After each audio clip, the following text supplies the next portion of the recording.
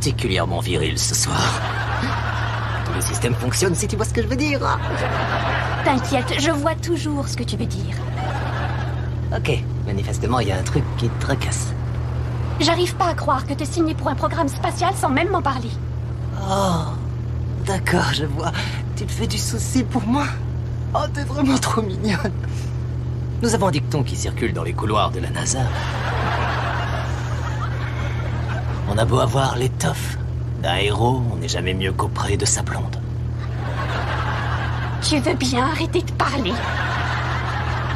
C'est pas la réaction que j'espérais quand je t'ai annoncé que j'allais devenir astronaute. Quoi? Tu t'attendais à quoi de ma part? Franchement, pas du sexe. Je t'en prie, Howard. Tu réalises à quel point c'est important?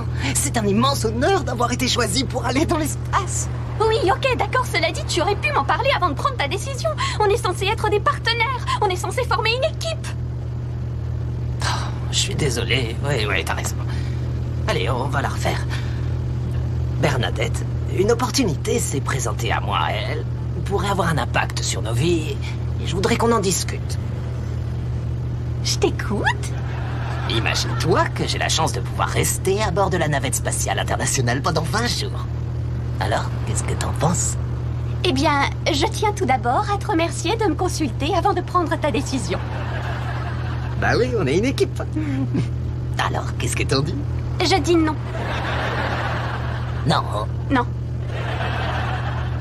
Mais pourquoi non? Howard, mon père était officier de police et le matin, quand il partait, on ne savait jamais si on le reverrait vivant le soir. C'était horrible et je ne veux pas revivre cette situation avec toi. Mais, tu sais, mon père nous a abandonnés, moi et ma mère, quand j'avais 11 ans. Et on l'a jamais revu. Assez pleurniché, tu n'iras pas dans l'espace.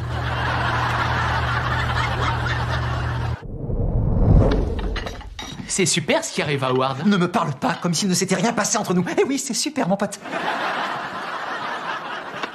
Pitié, Sheldon, laisse tomber ce truc de Schrödinger. Préférerais-tu une application plus simple du principe d'incertitude d'Heisenberg, qui me permettrait de savoir où tu te trouves si je t'aime bien, mais pas les deux?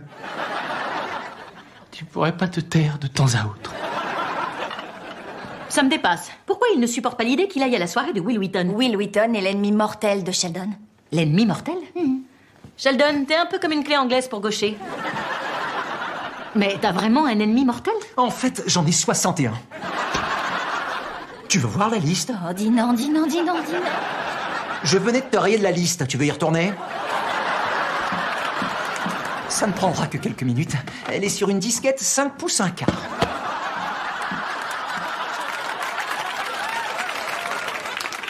Ça date un peu, non? J'ai commencé la liste à 9 ans. Comment se fait-il que Will Wheaton soit sur la liste? Oh, non, Seigneur. pitié.